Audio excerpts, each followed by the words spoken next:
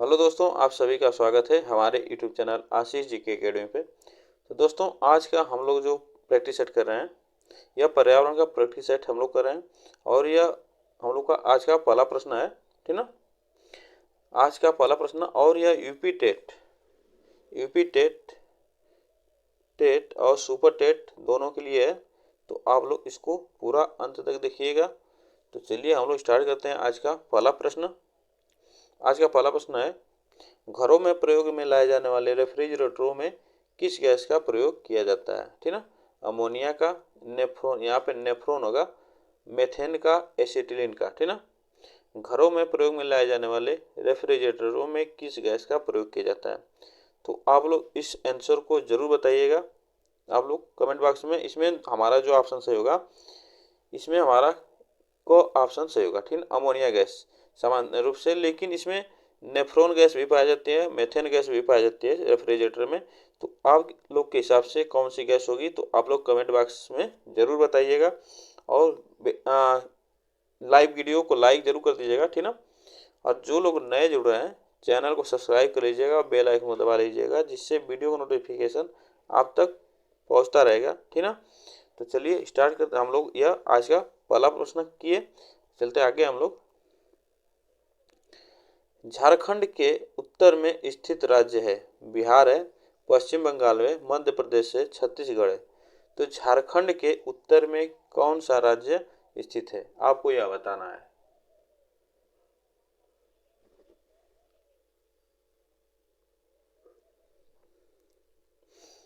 तो झारखंड के उत्तर में कौन सा राज्य है, तो यह राज्य हमारा क्या है, बिहार है, ठीक ना। पश्चिम बंगाल पूर्व में है, ठीक ना। पश्चिम बंगाल पूर्व में है, और छत्तीसगढ़ जो छत्तीसगढ़ है, यह पश्चिम साइड और दक्षिण साइड है, पश्चिम और दक्षिण में है।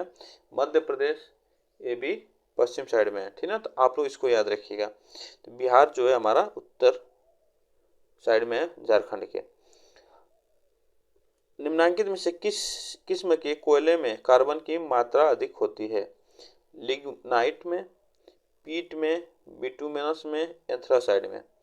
तो के किस्म के कोयले में कार्बन की मात्रा अधिक पाई जाती है, तो आपको यह बताना है। तो आपको यह बताना है कि किस किस्म के कोयले में सबसे ज़्यादा कार्बन पाया जाता है। तो एंथ्रासाइड जो कोयले होते हैं, उसमें कार्बन की मात्रा अधिक पाई जाती है। ऑप्शन इसमें हमारा घ सही होगा, ठीक। चलिए आगे चलते हैं। भारत का राष्ट्रीय पुष्प, ये तो बहुत आसान क्वेश्चन है। गुलाब, गेंदा, कमल और मॉर्निंग ग्लोरी। तो इसमें आप लोग जानते हैं कमल है, ठीक ना। क्वेश्चन नंबर आगे। पीच ब्लेंड किसका अयस्क है। पीच ब्लेंड किसका अयस्क है। एल्युमिनियम का, आयरन, लोहे का, यूरेनियम का, कॉपर की, तांबे का। तो पीच ब्लेंड किसका अयस्क है, यह आपको बताना है। तो आपको बताना है यह कि पीच ब्लेंड किस अयस्क का है। तो यह किसका है, तो यह यूरेनियम का है। आप लोग इसको याद रखें, पीच ब्लेंड यूरेनियम का अयस्क है, ठीक। चलिए आगे चलते हैं। Question number 12।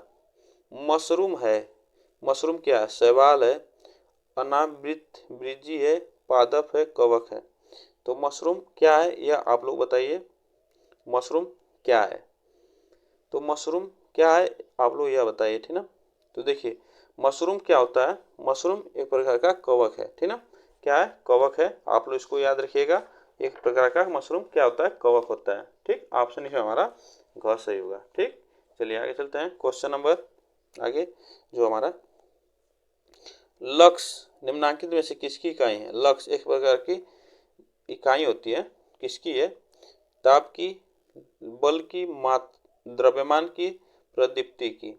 तो लक्स किसकी इकाई है, यह आपको बताना है, ठीक ना। तो यह किसकी इकाई है, लक्स, ठीक ना। तो लक्स की जो इकाई होती है, लक्स जो इकाई होती है किसकी होती है, प्रदीप्ति की इकाई होती है, ठीक ना। प्रदीप्ति की इकाई होती है। ऑप्शन इसमें हमारा घ सही होगा। चलिए आगे चलते हैं। समुद्र जल के समुद्र जल वर्षा के जल से अधिक खारा होता है, क्योंकि क्यों होता है समुद्र जल वर्षा के जल से खारा, आपको यह बताना है। समुद्रीय जीव लवण उत्पन्न करते हैं। समुद्र के चारों ओर की वायु खारी होती है। नदियां भूमि से लवण लाती हैं तथा समुद्र में मिला देती हैं। समुद्र के तल में लवण उत्पन्न करने वाली खाद्यान्नें होती हैं। तो इसमें से कौन सा ऑप्शन हमारा सही होगा? तो इसमें से समुद्र जल जो होता है वर्षा के जल से अधिक खारा होता है, क्योंकि नदियां जो हैं भूमि से लवण लाती हैं तथा समुद्र में मिला देते हैं। यही ऑप्शन हमारा सही होगा, ठीक ना। ऑप्शन हमारा ग इसमें सही है। चलिए आगे चलते हैं। निम्नलिखित में से कौन सा देश विश्व में कोयला उत्पादन में प्रथम स्थान पर है? विश्व में कोयला उत्पादन में प्रथम स्थान पर है। भारत है, रूस है, चीन है, यूएसए है। तो आपको बताना है विश्व में कोयला उत्पादन में प्रथम स्थान किसका है। तो विश्व में कोयला उत्पादन में सबसे प्रथम स्थान चीन का आता है, ठीक ना। ऑप्शन इसमें हमारा ग सही होगा। चलिए आगे चलते हैं। क्वेश्चन नंबर, निम्नलिखित में से कौन सा अंग वसा को तोड़कर कोलेस्ट्रॉल बना देता है? निम्नलिखित में से कौन सा अंग है जो वसा को तोड़कर कोलेस्ट्रॉल बना देता है? आंत है, यकृत है, फेफड़े है, गुर्दे या वृक्क, ठीक। तो इसमें से कौन सा ऑप्शन हमारा सही होगा? कौन सा अंग है वसा को तोड़कर कोलेस्ट्रॉल बना देता है? इसमें से ऑप्शन कौन सा हमारा सही होगा? तो इसमें से जो हमारा ऑप्शन सही होगा यह यकृत होता है। जो यह क्या करता है वसा को तोड़कर कोलेस्ट्रॉल बना देता है। आप लोग इसको याद रखिएगा, ठीक ना, जो लीवर होता है। चलिए आगे चलते हैं। निम्नलिखित में से कौन सा शहर यमुना नदी के किनारे स्थित है? नहीं है। कौन सा शहर नहीं है? हरिद्वार, दिल्ली, मथुरा, आगरा। तो कौन सा शहर यमुना नदी के किनारे स्थित नहीं है यह आपको बताना है, ठीक ना। तो इसमें से कौन सा शहर यमुना नदी के किनारे नहीं स्थित है? तो आप लोग जानते हैं जो हमारा आगरा है, ठीक ना, यह यमुना नदी किनारे स्थित है। मथुरा भी है, ये भी यमुना नदी किनारे है। दिल्ली भी है, ये भी यमुना नदी किनारे है। आप लोग न्यूज में पढ़ते होंगे, ठीक ना। और जो हमारा हरिद्वार है यह गंगा नदी किनारे है। आप लोग इसको याद रखिएगा, ये यमुना नदी के किनारे नहीं है, ठीक। ऑप्शन इसमें हमारा क सही होगा। चलिए आगे चलते हैं। क्वेश्चन नंबर 18, सूर्य के सबसे निकट कौन सा ग्रह है? सूर्य के सबसे निकट कौन सा ग्रह है? मंगल, पृथ्वी, बुध, शुक्र। तो सूर्य के सबसे निकट कौन सा ग्रह है यह आपको बताना है। तो सूर्य के सबसे निकट हमारा जो ग्रह है यह बुध है, ठीक ना। कौन सा ग्रह है? बुध। यह सबसे छोटा ग्रह भी है, ठीक ना, बुध ग्रह। चलिए आगे चलते हैं। सूती रेशा प्राप्त किया जाता है तने से, पत्ती से, फल से, बीज से। जो सूती रेशा होता है वह किससे प्राप्त किया जाता है? तने से प्राप्त किया जाता है, पत्ती से किया जाता है, फल से किया जाता है या बीज से? तो सूती रेशा जो प्राप्त किया जाता है यह बीज से प्राप्त किया जाता है। ऑप्शन इस हमारा घ से होगा, बीज से प्राप्त किया जाता है। चलिए आगे चलते हैं। निम्नलिखित में से कौन सा अम्ल कांच को घोल सकता है? इसमें से कौन सा अम्ल है जो कांच को घोल सकता है? हाइड्रोक्लोरिक अम्ल, एसिटिक अम्ल, नाइट्रिक अम्ल, हाइड्रोक्लोरिक अम्ल। तो इसमें से कौन सा ऑप्शन हमारा सही होगा? जो कांच को घोल सकता है, ठीक ना, तो वह बहुत खतरनाक जो अम्ल होगा, ठीक ना, जो कि कांच को गला देता है। तो कौन सा ऑप्शन इसमें हमारा सही होगा? तो इसमें ऑप्शन हमारा जो सही होगा घ सही होगा, ठीक ना। हाइड्रोक्लोरिक अम्ल है जो कि कांच को घोल सकता है। ऑप्शन इसमें हमारा घ सही होगा, ठीक ना। हाइड्रोफ्लोरिक अम्ल है, हाइड्रोफ्लोरिक अम्ल। प्रकाश संश्लेषण की प्रक्रिया में किस रंग का सबसे अधिक प्रभावशाली माना जाता है? प्रकाश संश्लेषण की क्रिया में किस रंग का प्रकाश सबसे अधिक प्रभावशाली माना जाता है? नीला, लाल, पीला, हरा। तो प्रकाश संश्लेषण की क्रिया में किस रंग का प्रकाश सबसे अधिक प्रभावशाली माना जाता है यह आपको बताना है, ठीक ना। तो यह जो माना जाता है प्रकाश संश्लेषण की क्रिया में सबसे प्रभावशाली रंग होता है हमारा लाल, ठीक ना। इसके बाद होता है बैगनी। कौन सा? बैगनी। तो आप लोग इसको याद रखिएगा, प्रकाश संश्लेषण की क्रिया में लाल रंग सबसे प्रभावशाली होता है। ओनकोलॉजी किसका अध्ययन करता है? ओनकोलॉजी किसका अध्ययन करता है? पक्षियों का, कैंसर का, भूमि का, स्तनधारी प्राणियों का। तो ओनकोलॉजी किसका अध्ययन करता है आपको यह बताना है, ठीक ना। तो आप लोग बताइए ओनकोलॉजी किसका अध्ययन करता है? तो इसमें ओनकोलॉजी किसका अध्ययन करता है आपको बताना है। तो ओनकोलॉजी जो अध्ययन करता है तो यह कैंसर का अध्ययन होता है। इसमें ओनकोलॉजी में कैंसर का अध्ययन किया जाता है, आप लोग इसको याद रखिएगा। चलिए आगे चलते हैं। निम्नांकित युग्मों में से कौन सा युग्म सुमेलित नहीं है? कौन सा युग्म सुमेलित नहीं है यह आपको बताना। विटामिन ए वर्णनांधता, विटामिन विटामिन के रक्त जमना, थायमिन, विटामिन बी वेरी वेरी, आर्सेनिक, मिनीमाता, ठीक ना। तो इसमें से कौन सा हमारा ऑप्शन जो सुमेलित नहीं है यह आपको बताना है। देखिए आर्सेनिक से जो होता है ये मिनीमाता रोग होता है, और थायमिन बी वन जो विटामिन है उससे बेरी बेरी होता है, ठीक। विटामिन के की कमी से क्या हो जाता है? रक्त का जमना नहीं होता है। और विटामिन ए की कमी से जो होता है हमारा यह रतौंधी होती है। विटामिन ए की कमी से क्या होती है? रतौंधी होती है। वर्णअंधता एक प्रकार का कलर ब्लाइंडनेस होता है, ठीक ना, जिसमें उसमें कलर बच्चा चाहे कोई व्यक्ति नहीं सही पहचान पाता है, तो उसमें वर्णअंधता होता है, ठीक ना। इसमें याद रखिएगा। तो इसमें जो हमारा ऑप्शन सही होगा क ऑप्शन सही होगा, ठीक ना। विटामिन ए रतौंधी होता है कमी, विटामिन ए की कमी से, ठीक, आप लोग याद रखिएगा। चलिए आगे चलते हैं।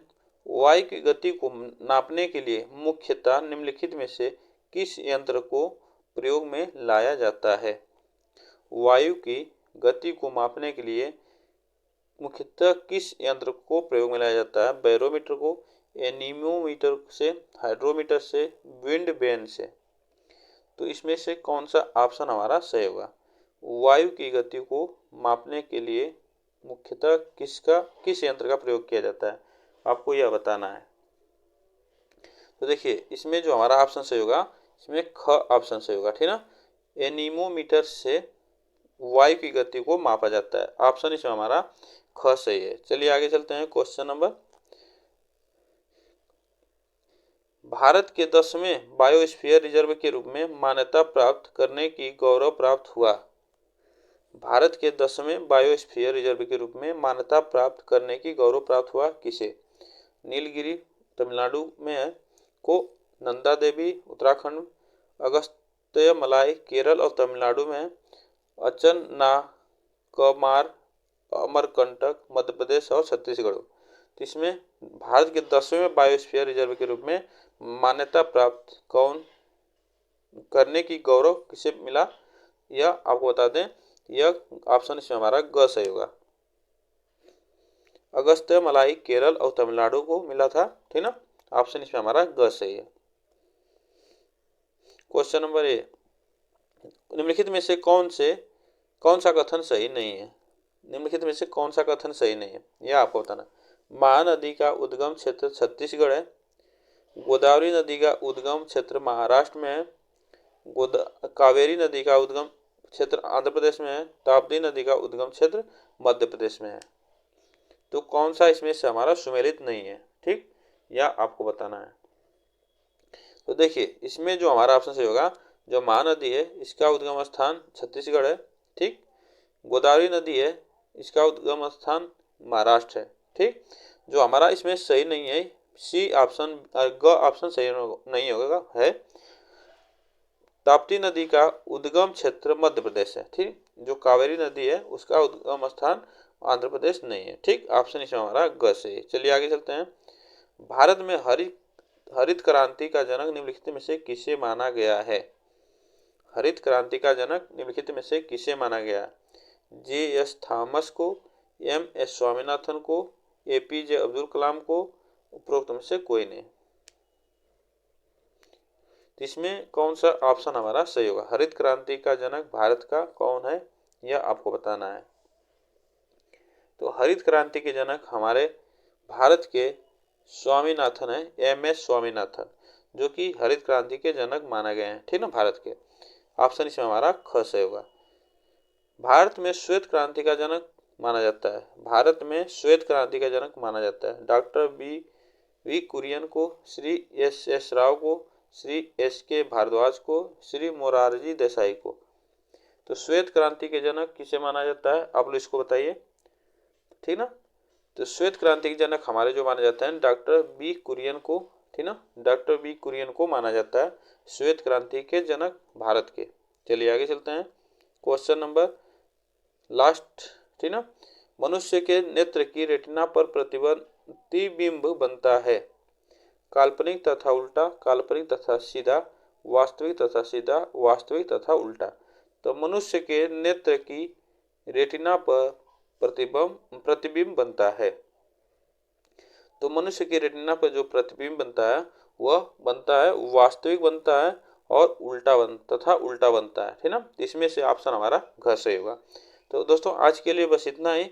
आप लोग को वीडियो कैसे लगे कमेंट में जरूर बताइएगा, और जो लोग नए जुड़े हैं चैनल को जरूर सब्सक्राइब कर लीजिएगा और बेल आइकन को दबा लीजिए, जिससे वीडियो का नोटिफिकेशन आप तक पहुंचता रहेगा, जिससे आप लोग वीडियो कब अपलोड की जाती है आप लोग को पता चल जाए, ठीक ना। तो दोस्तों आज के लिए बस इतना। वीडियो को लाइक जरूर कर दीजिएगा, ठीक ना। तो दोस्तों आज के लिए बस इतना है, फिर मिलते हैं नेक्स्ट वीडियो में, तब तक के लिए थैंक यू सो मच।